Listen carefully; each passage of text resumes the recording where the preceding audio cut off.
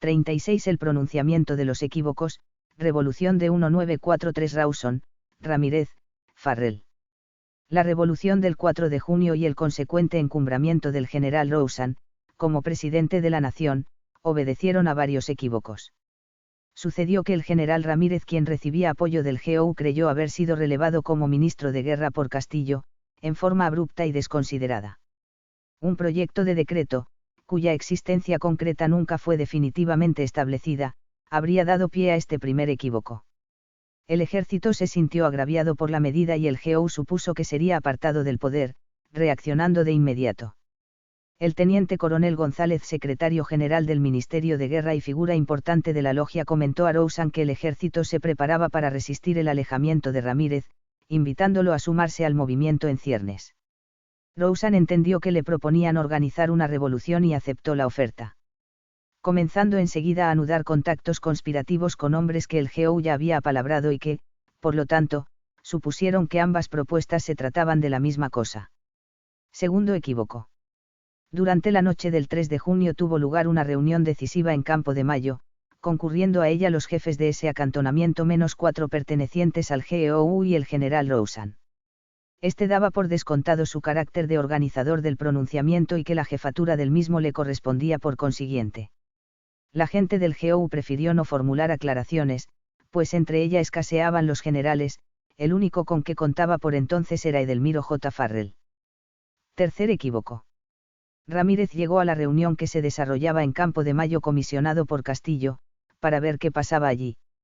Con lo cual quedó en claro que no había sido desplazado del ministerio, de modo que tampoco podía encabezar una revolución dirigida contra su comitente.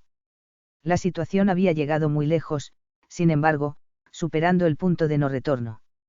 Con la aprobación dubitativa de Ramírez, las columnas salieron a las 6 de la mañana, encabezadas por Rawson. Otras se pusieron en marcha desde los cuarteles de Liniers y Ciudadela. El Colegio Militar y la aviación no las detendrán, en cumplimiento de un compromiso previo. La Marina acompaña el movimiento, pues se ha adherido al mismo el jefe de la flota de mar, almirante Benito Sueiro. No obstante la adhesión naval, sobreviene un enfrentamiento al pasar las tropas revolucionarias ante la Escuela de Mecánica de la Armada. Ocurrió que su director, capitán Fidel Anadón, ignorando probablemente el estado de la situación, tuvo un entredicho con el coronel Ábalos, que comandaba la escuela de artillería. Y partió algún disparo desde las posiciones navales, generándose un tiroteo que incluyó disparos de cañón por parte de la escuela sublevada. Con motivo de este cuarto equívoco quedó un saldo de 70 víctimas, entre ellas el edecán de Ábalos, que cayó muerto a su lado. Superado el grave incidente y luego de hacer alto las tropas a mediodía, Rawson llegó a la Casa de Gobierno, instalándose allí sin resistencia.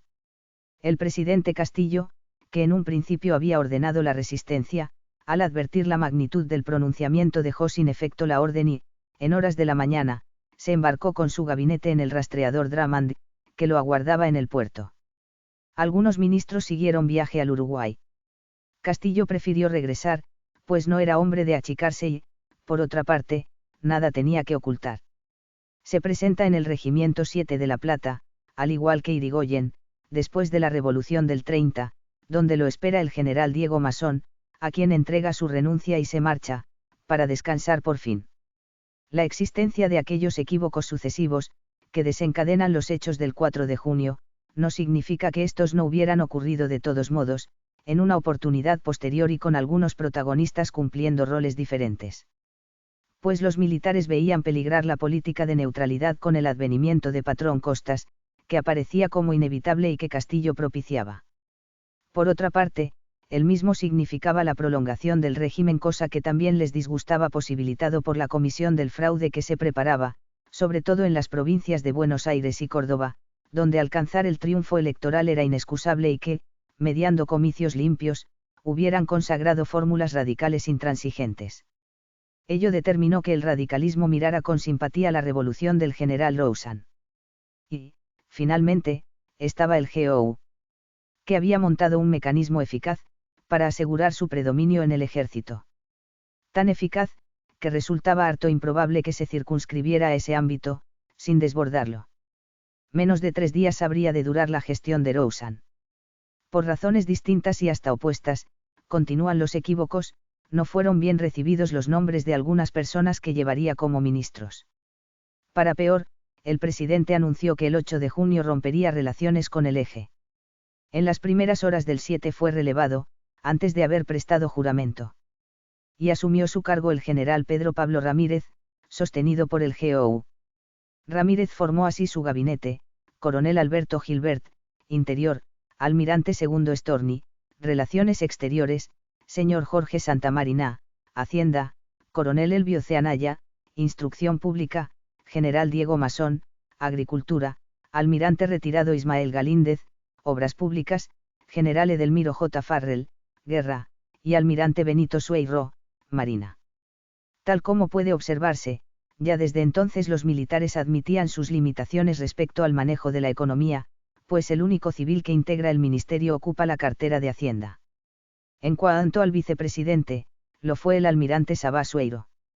La conformación del gabinete no sirvió para despejar muchas dudas en torno al signo de una revolución que, bien recibida en general como casi todas las que aquí se han producido, diversos grupos consideraban propia, continuando así la serie de equívocos vinculada con ella.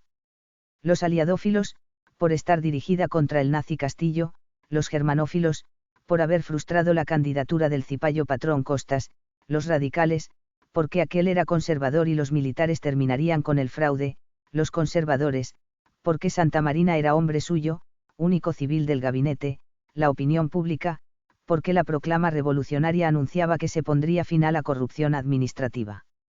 Del GO no hablaba nadie, ya que su existencia se ignoraba. Y, a la vuelta de poco tiempo, sería uno de sus integrantes el que capitalizaría aquel confuso pronunciamiento de junio del 43, el coronel Juan Domingo Perón. Las primeras medidas del gobierno revolucionario fueron drásticas: disolvió el Congreso, intervino las provincias, anuló la convocatoria a elecciones y mantuvo el estado de sitio que ya había dictado Castillo, sometiendo la administración pública a una suerte de ocupación militar. Pronto sufriría un tropiezo serio. El 8 de septiembre de 1943 se conocieron los textos de una carta confidencial, dirigida el 5 de agosto a Cordell Hull por el almirante Storni, canciller argentino a la sazón, y de la respuesta enviada por su destinatario.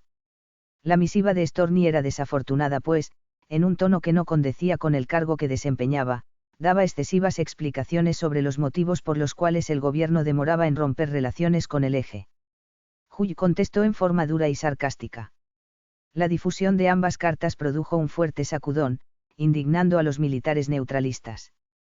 Storni renunció al día siguiente, asumiendo íntegramente una responsabilidad en todo caso compartida, ya que el borrador de su carta había sido corregido y aprobado por Ramírez, cosa que recién se averiguaría mucho más tarde. A raíz del episodio, el GOU estrecha su cerco en torno al presidente y coloca un hombre suyo, el general Alberto Gilbert, en la Cancillería. Durante el mes de octubre, muere el vicepresidente Sabá Sueiro y lo reemplaza Farrell, quien conserva su cartera como ministro de Guerra y que tiene como segundo a Perón. Este, que despliega una actividad infatigable, se ha transformado en el hombre fuerte del GOU y su influencia creciente suscita recelos, incluso entre los miembros de la logia. Con motivo de una reestructuración del gabinete, se nombra ministro de Justicia e Instrucción Pública al doctor Gustavo Martínez Zuviría, conocido escritor católico que firma sus novelas cuyas ediciones se agotan con el seudónimo de Hugo Wast. Martínez Zuviría establece la enseñanza religiosa en las escuelas y pone al frente del Consejo Nacional de Educación al doctor José Ignacio Olmedo, otro católico eminente. Perón, mientras tanto, ha solicitado se lo designe presidente del Departamento Nacional de Trabajo, con retención de sus funciones en el Ministerio de Guerra. El pedido causa extrañeza, pues se trata de una repartición sin mayor relieve, que confecciona estadísticas y dirime los diferendos laborales que se someten a su decisión. La afiliación gremial era libre por entonces y los pocos sindicatos que existían contaban con escasos adherentes, agrupándose en 4 confederaciones dominadas por socialistas, comunistas y anarquistas. El aislamiento que las 2 guerras mundiales determinaron con respecto a los países industrializados, tuvo por consecuencia el nacimiento de una incipiente industria nacional. Como los sueldos pagados en las fábricas superan los que se abonan por otros trabajos, tiene lugar una migración progresiva hacia las grandes ciudades que cuentan con plantas fabriles, sobre todo Buenos Aires. Van llegando así los llamados cabecitas negras, que se instalan precariamente más allá de los suburbios porteños, dando origen a esos patéticos conglomerados conocidos como villas miseria. La acción del dinámico coronel pronto se hace sentir, en el plano que ha elegido para desplegarla. El departamento que dirige es elevado de rango y pasa a ser la Secretaría de Trabajo y Previsión, trasladando su sede al gran edificio que, contiguo a un ángulo de la Plaza de Mayo, ocupara el disuelto Concejo Deliberante de la capital. Los 80.000 obreros sindicados en 1943 ya son 500.000 en 1945. Se forman nuevos sindicatos. Las 4 confederaciones existentes se reúnen en una sola, de gravitación en alza. Se crea el fuero laboral, con tribunales propios, organizándose el sistema jubilatorio. Comienzan a firmarse convenios colectivos de trabajo. Tal expansión del flamante organismo obedece principalmente a la afiliación obligatoria del trabajador a la organización gremial más representativa en la actividad que desempeña, correspondiendo a la Secretaría de Trabajo y Previsión establecer de cuál se trata. Así, van desapareciendo paulatinamente en los sindicatos sus direcciones izquierdistas, que dejan lugar a nuevos dirigentes, nacionalistas y agradecidos a Perón. Este, poco a poco, suscita las esperanzas de los cabecitas negras, que lo harán su líder indiscutido. En diciembre de 1943 sobreviene una revolución militar en Bolivia, cuya plataforma nacionalista hará sospechar que ha sido alentada desde Buenos Aires. Lo cual seguramente fue así. En la noche del 25 de enero de 1944, se reúnen los miembros más calificados del GOU, citados por Perón en su despacho de la Secretaría de Trabajo y Previsión. Por esas fechas, la derrota del Eje aparecía ya como indefectible. Los Estados Unidos intensifican su presión, en pos de la ruptura con aquel. A tal efecto, se valen de 3 nuevos elementos: la difusión de pruebas sobre la participación del gobierno en la Revolución Boliviana, que dicen poseer, la detención en Puerto España, Trinidad, de un agente alemán, que viaja con credenciales de nuestra Cancillería para comprar armas en Europa, y la rotunda presencia de un acorazado norteamericano en la rada de Montevideo. Perón apoya la decisión de ceder y romper relaciones con Alemania, Italia y Japón, argumentando que hay que avanzar con la marea para no quedar en seco. Los ánimos se caldean. Pero Gilbert y González informan con la aprobación de Farrell que se trata de una decisión tomada y que en cualquier caso se dictaría el correspondiente decreto, cuya firma ya ha sido anunciada a los embajadores Armar y Kelly, de la Unión e Inglaterra respectivamente. 4 oficiales nacionalistas se retiran, indignados: el coronel Urbano de la Vega, los tenientes coroneles Julio Lagos y Alfredo Baisi, el mayor León Justo Bengoa. A los cuales se sumaría el también mayor Miguel Ángel Iñiguez. Pronto todos ellos, decepcionados por Perón, se agruparían tras el coronel Luis César Perlingue, nacionalista neto. El GOU estaba herido de muerte. Poco después, menos 25 de febrero de 1944, sería formalmente disuelto. El decreto de ruptura menciona como causa de esta el descubrimiento de una vasta red de espionaje alemán, cuyas ramificaciones le habrían permitido incluso colocar uno de sus hombres en nuestro servicio exterior, blanqueándose así el caso del agente detenido en Trinidad, que se llamaba Omar Alberto Gelmaz. Nadie, sin embargo, toma demasiado en serio el pretexto utilizado, ya que espías de ambos bandos operan en el país sin mayores sobresaltos y sin mucho que informar. Prima en cambio la impresión de que se ha cedido a una imposición, y eso ni siquiera satisface mayormente a los aliadófilos que, con razón, ven en la medida una actitud dúplice, fundada en la mera conveniencia. Un diario nacionalista que ha alcanzado gran circulación, El Pampero, protesta contra la ruptura y es clausurado por las autoridades. Alberto Baldrich era interventor federal en Tucumán y había llevado consigo un equipo formado mayoritariamente por jóvenes nacionalistas, que reaccionan estentóreamente. Federico Ibarguren, intendente de la capital provinciana, pone en el edificio municipal la bandera a media asta, adornada con crespones negros. Santiago de Estrada, rector de la universidad local, cierra esta por duelo. A ambos los meten presos y permanecerán 3 meses en la cárcel de Villa Devoto. La Alianza Libertadora Nacionalista gana la calle y organiza actos relámpago, para expresar su disconformidad. Pero los Estados Unidos no se contentan con la ruptura de relaciones, sino que exigen se declare la guerra al Eje. Ello puede sorprender, ya que nada aportaría la Argentina al esfuerzo bélico aliado y el desenlace del conflicto está próximo. Washington, no obstante, ambicionaba tener al continente encolumnado detrás suyo y asegurar el temple de esa asociación mediante la camaradería forjada en el campo de batalla, aunque tan solo fuera en forma simbólica. El malestar causado por la ruptura se extiende en el ejército. Para peor, corren rumores respecto a que Ramírez irá más allá y declarará la guerra. Perón actúa con audacia y realiza un gambito sorprendente. Pese a estar ampliamente involucrado en la decisión de romper relaciones con el Eje, exige la renuncia de quienes han sido sus promotores materiales, González y Gilbert. El planteo lo formula acompañado por el coronel Ábalos. González y Gilbert renuncian, el 15 de febrero de 1944. Pero su alejamiento no es suficiente para encalmar las aguas y la ebullición militar prosigue. A las 9 de la noche del 24 de febrero, los jefes de las guarniciones próximas a Buenos Aires exigen a Ramírez que abandone el cargo. Este lo hace, mediante un pedido de licencia para descansar. Asume provisionalmente el vicepresidente Farrell. Detrás de él crece el poder de Perón, que no solo ha neutralizado la oposición que suscitara en su contra cuando la ruptura, sino que ahora es ministro de guerra, ocupando la plaza dejada por Farrell. La licencia de Ramírez se transforma en renuncia, el 9 de marzo. Farrell ubica al coronel Taubar en la Secretaría de la Presidencia, mantiene al coronel Velasco como jefe de policía y por sugerencia naval designa en Marina al almirante Alberto Teixeira. Perlinge ocupa la cartera de Interior, Baldrich la de Justicia e Instrucción Pública y el general Orlando Pelufo será canciller. Perón, por su parte, nombra al coronel Franklin Lucero como su segundo. Pronto sobreviene una puja entre Perón y Perlinge.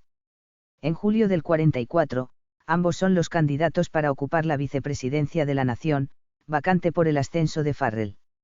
Durante una reunión multitudinaria de oficiales, realizada en el Ministerio de Guerra, Perón se impone a Perlinge por 6 votos y pasa a ser vicepresidente, el 5 de ese mes, conservando su cartera ministerial. Entre enero y febrero de 1945, se dan cita en la ciudad de Yalta los líderes aliados conocidos como los Tres Grandes, Franklin Delano Roosevelt por los EUU, Winston Churchill por Gran Bretaña y José Stalin por la Unión Soviética. El fin de la lucha es inminente y conviene en el modo de distribuirse el mundo después de ella, asignando una gruesa porción a los soviéticos, que se llevan la parte del león en el reparto. Hacia esas fechas, viaja a Buenos Aires una misión norteamericana.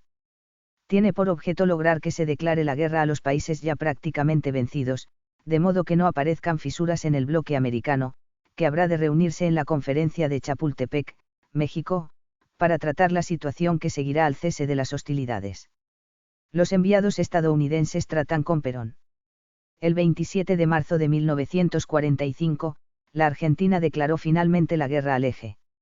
El 4 de abril, nuestro delegado firmaba el acta final de Chapultepec.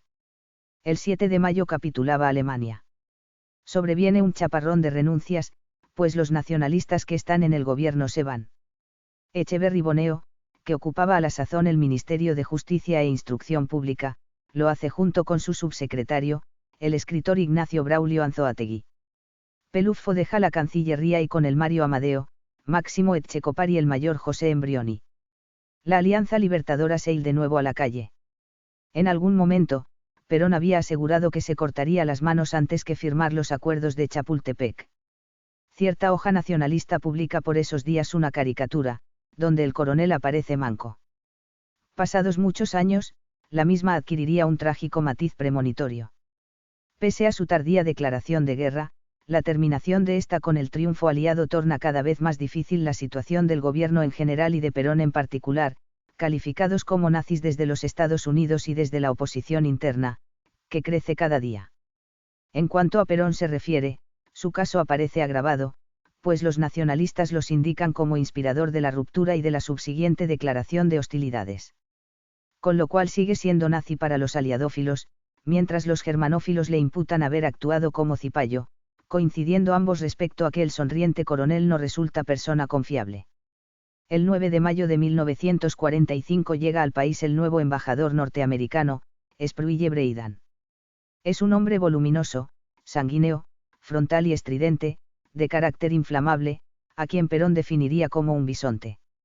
Y que se ha puesto como meta lograr un rápido reemplazo del gobierno de facto por autoridades democráticamente elegidas. Derribar a Perón ocupa el primer lugar de su estrategia, ya que la proyección política de este, pese a los recelos que suscitan sus manejos, no solo aumenta sino que constituye la única salida viable para evitarle al ejército una fuga desdorosa del poder. Perón, mientras tanto, ha buscado el apoyo de los radicales intransigentes. Pero Amadeo Sabatini, figura relevante del radicalismo, que tiene su feudo en Villa María, Córdoba, no admitió arreglos. Arrinconado, en la cena de camaradería de las Fuerzas Armadas servida el 6 de julio del 45, Farrell anuncia que convocará elecciones antes de fin de año. Días después, un grupo de 10 almirantes, alentados por el también almirante Bernengo Lima, exige a Farrell que las elecciones se realicen de inmediato, que ningún miembro del gobierno actúe políticamente en beneficio propio y que las instalaciones oficiales no sean utilizadas en favor de candidato alguno. El tiro se dirige inequívocamente contra Perón, pero tiene un efecto contrario al buscado, el ejército comprometido con la revolución del 4 de junio en mucho mayor medida que la Armada se expresa por medio de varios generales, recomendando hallar una solución que no implique abandonar los fines revolucionarios. Luego, con esfuerzo, se consigue incorporar al gabinete algunos radicales: Juan Hortensio Quijano, Armando Giantille y Juan Isaac Cooque, que son repudiados por su partido. Breidan inicia una decidida campaña contra el gobierno, secundado con entusiasmo por los opositores locales, que incluyen la banca y el comercio, las organizaciones estudiantiles y culturales, los diarios, con excepción de la Época, y, naturalmente, los políticos. Políticos entre los que se cuentan representantes de todas las tendencias, desde los conservadores hasta los comunistas, pasando por radicales y socialistas, hermanados todos por el triunfo de los aliados en la guerra. Un almuerzo organizado por Breidan en el Plaza Hotel, a fines de agosto, congrega 2.000 personas que lo aclaman.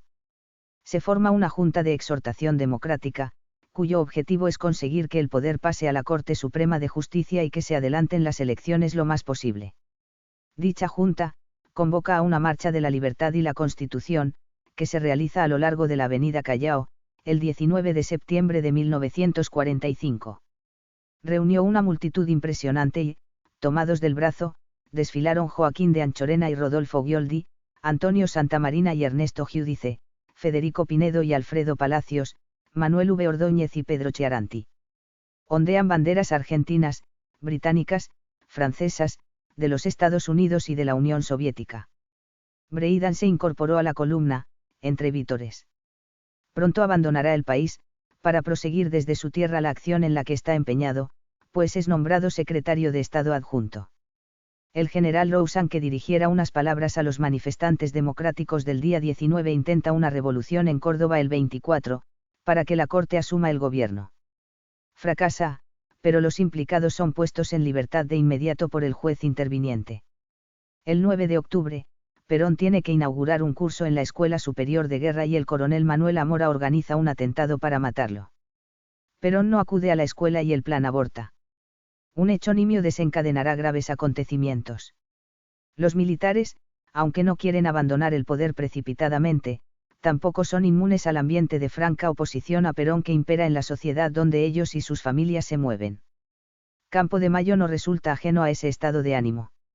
Y ocurrió que el jefe de la Escuela de Comunicaciones, teniente coronel Rocco, aspiraba a ocupar el cargo de director del correo.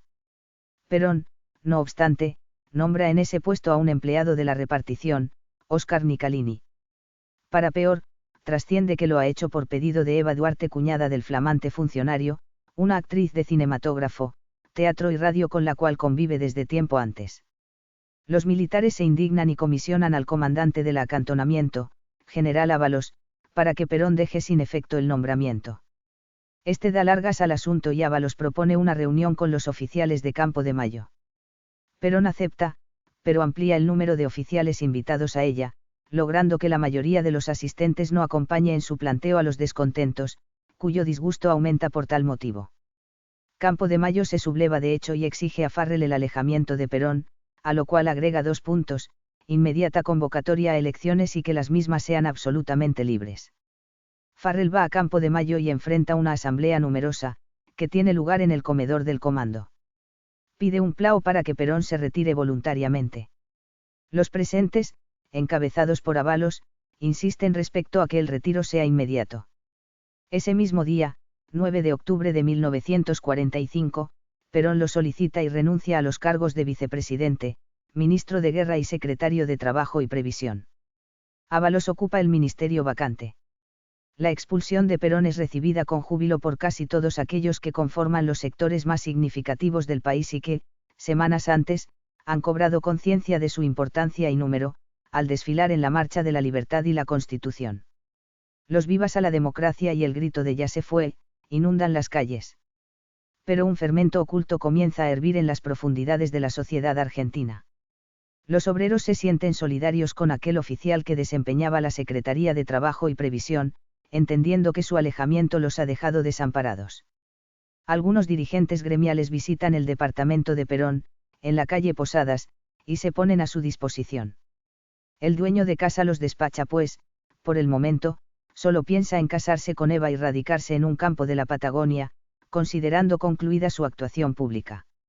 Los opositores a Perón cometen un grave error pues, junto con la alegría que expresan por la liquidación del hasta ayer poderoso coronel, manifiestan un fuerte encono contra el ejército en general, que se traduce en estribillos agraviantes y en el reclamo perentorio de que vuelvan a sus cuarteles, entregando el gobierno a la corte.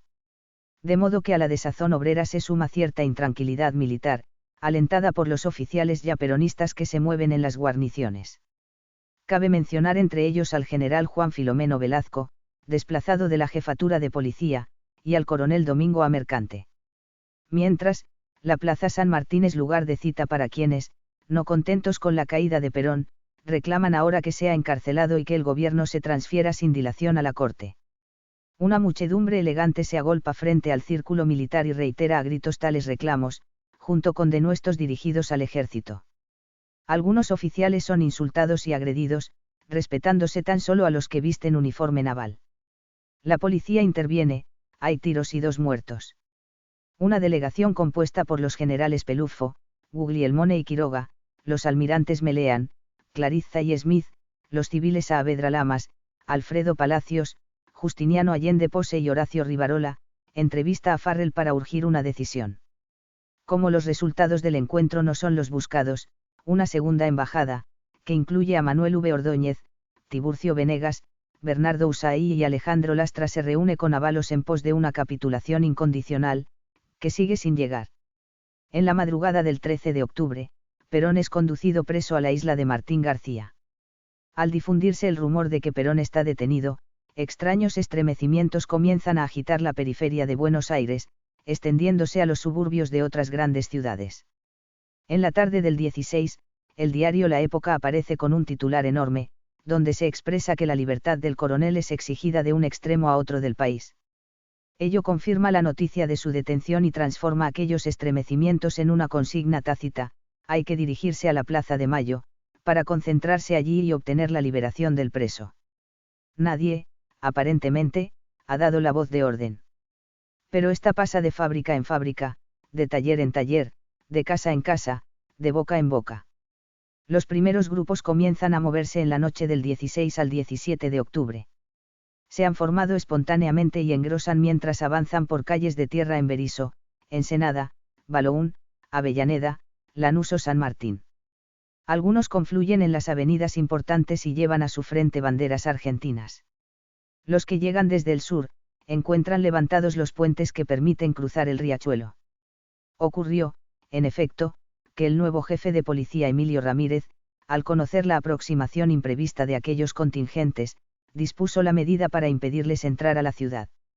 De poco sirve el recurso, pues la gente pasa como sea, valiéndose de botes y lanchones. Pronto, manos anónimas se encargan de bajar nuevamente los puentes, mientras algunos vigilantes miran para otro lado, permitiendo que prosiga su curso la discontinua marea humana. No todo habría sido espontaneidad, sin embargo, ya que, según afirman algunos, Velazco, Mercante y el dirigente gremial Cipriano Reyes procuraron despejar el cauce para facilitar la convergencia y aumentar el caudal de esa marea.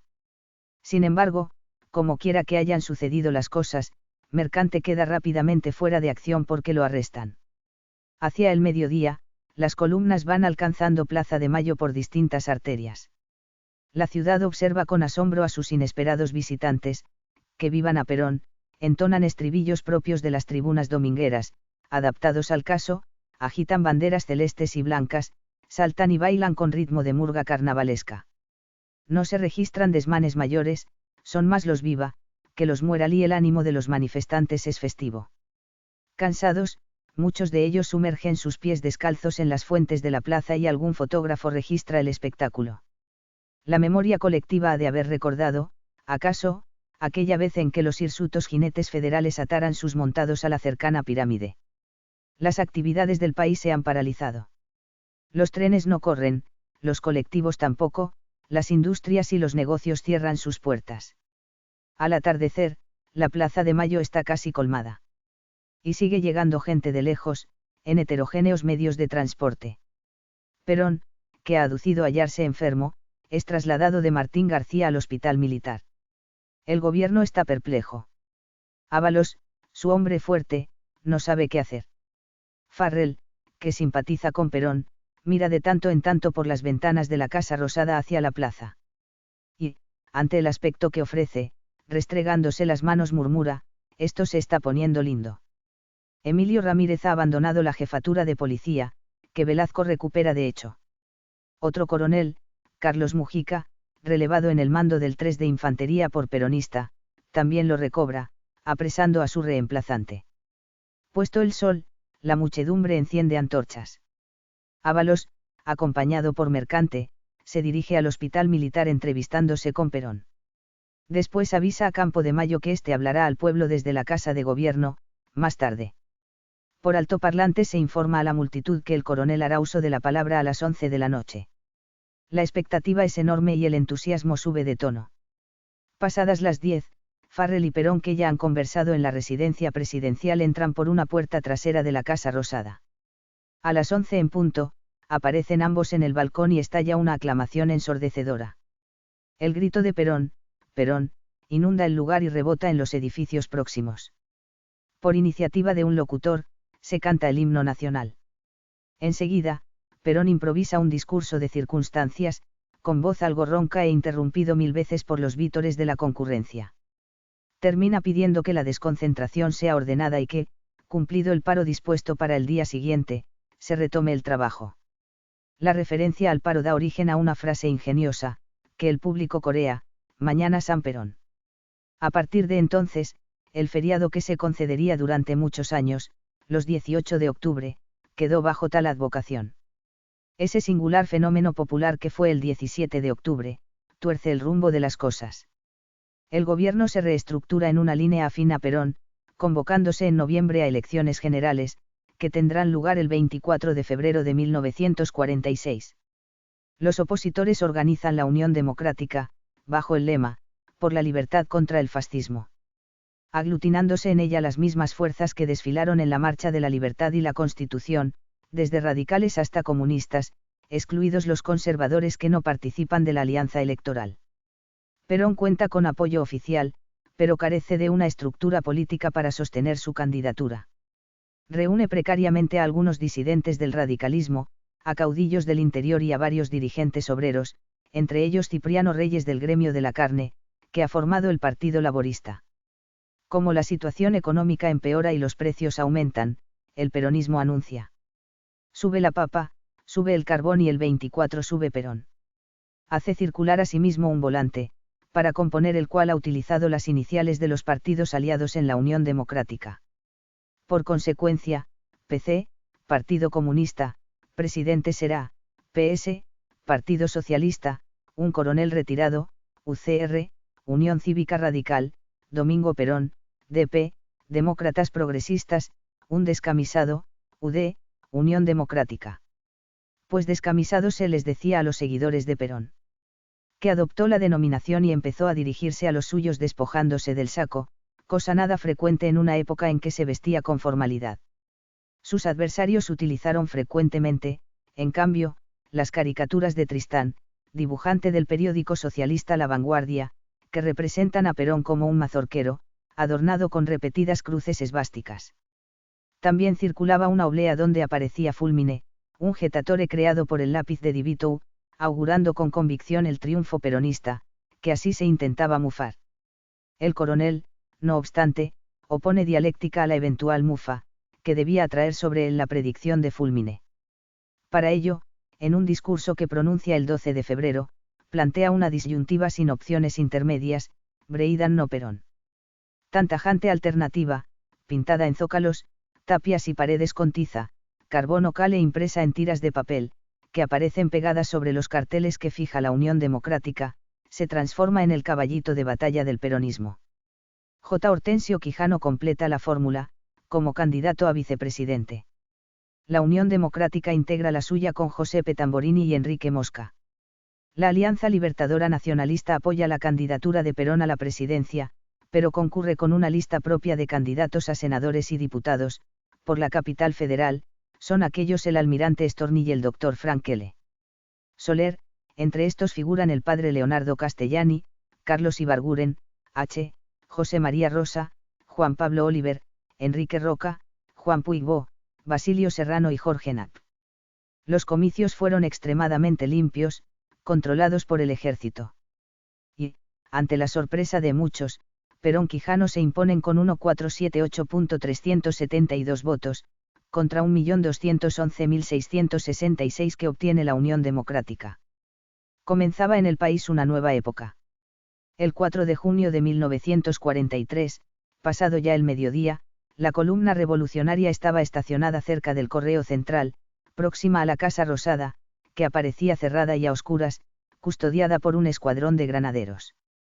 El coronel Ábalos observa que ha quedado abierta una ventana, que da a la explanada de Rivadavia, y ordena al entonces teniente Osiris Villegas que penetre por ella y averigüe cuál será la actitud de los defensores, cuando se disponga el avance de los sublevados. Villegas cumple la orden y salta por la ventana con poca fortuna, ya que su chaquetilla queda enganchada de la bayoneta calada en uno de los fusiles que, alineados en un armero, se hallan al pie del alféizar, dentro del edificio. Oportunamente auxiliado, toma contacto con el oficial al mando, quien le hace saber que su intención consiste exclusivamente en proteger la sede gubernamental de posibles desmanes, pero no en hacer frente a los revolucionarios, dado que el presidente ha partido horas antes. Luego de instalarse en el despacho presidencial, Rousan se marcha con intención de organizar su gabinete. Ramírez permanece en la Casa Rosada. También el teniente Villegas, que pasa allí la noche junto con otros oficiales, echado en un sillón. Al amanecer del 5, alguien lo despierta tocándole un hombro. Lo primero que advierte Villegas ante sí es un par de botas impecables, eran unas botas de anca de potro, de esas que un teniente pobre le envidia al coronel que las calza. Y el coronel que las calza es Perón. Que, elegante, bien afeitado, peinado a la gomina, requiere ser conducido hasta donde se halla Ramírez. Allí, los presentes lo reciben mal pues, pese a figurar como jefe de operaciones revolucionario, no apareció por Campo de Mayo al iniciarse las acciones, ni tampoco después. Pero Perón, audaz y desenvuelto, hace derroche de simpatía, aduce haber estado enfermo, sonríe, distribuye palmadas cordiales y, aplacados los ánimos, invita a sus camaradas que han soportado el peso de aquellas jornadas para que se retiren a descansar y se den un baño. Vayan, vayan, yo me hago cargo, insiste, servicial. Quedó a cargo, en efecto. Ya no se fue más, comentaría el luego general de división Villegas, testigo calificado de los sucesos.